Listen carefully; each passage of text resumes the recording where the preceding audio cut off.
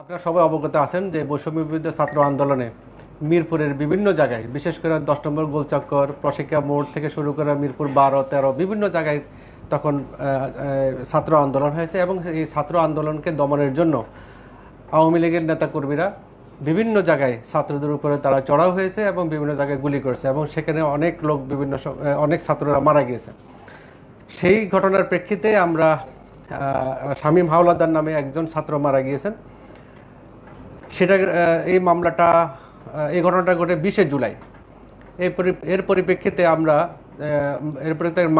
মামলা হওয়ার প্রেক্ষিতে আমরা মামলার সকল আসামিদেরকে বিচার বিশ্লেষণ করে এবং বিভিন্ন প্রিন্ট মিডিয়া এবং ইলেকট্রনিক্স মিডিয়ার সংবাদগুলো পর্যালোচনা করে আমরা ওই সময় কারা হামলা করতে পারে ওদের কিছু ভিডিও ফুটেজ পাই। আমরা সেই ভিডিও ফুটেজগুলো আমরা পর্যালোচনা করে আজকের যে আসামি আমরা গ্রেপ্তার করেছি, যার নাম গফুর মোল্লা, যিনি রূপনগরের বাসিন্দা এবং রূপনগর থানার উনি সহসভাপতি।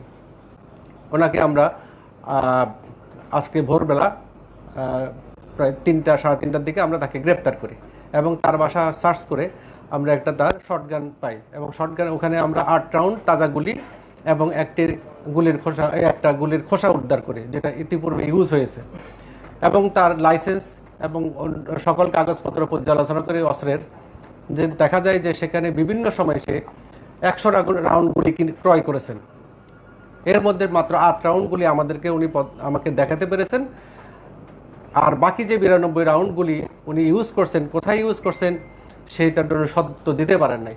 এতে সহজে উনি পরবর্তীতে স্বীকার করে যে উনি বিভিন্ন সময় এই ছাত্র আন্দোলনের বিভিন্ন জায়গায় উনি গুলিবর্ষণ করেছেন, যার পরিপ্রেক্ষিতে এই গুলি সংক্রান্তে কিন্তু উনি কোনো আইন শৃঙ্খলা বাহিনীকে উনি অবহিত করেননি এবং কোনো জিডিএ সংক্রান্ত কোনো আইনগত ব্যবস্থাও গ্রহণ করেননি। তো উনি প্রাথমিকভাবে আমাদের কাছে এই বিষয়টি স্বীকার করেছেন। এবং এছাড়াও আরও একটা মামলা ঘটনা ঘটিয়েছে যে এই ঘটনাটা ঘটে মিরপুর অরিজিনাল 10-এ। সেই মামলায় উনি এজাহারভুক্ত আসামি। সেখানেও একজন ছাত্রকে গুলিবিদ্ধ হয় এবং সেই ফুটেজও আমরা সংগ্রহ করেছি। উনি ভিডিও ফুটেজগুলা আপনারা ইতিমধ্যে হয়তো বা পেয়ে গেছেন। ভিডিও ফুটেজে কিন্তু উনি অস্ত্র হাতে নিয়ে এবং ছাত্রদের উদ্দেশ্যে উনি যে যাচ্ছেন সেটা কিন্তু সহজে দেখা যাচ্ছে।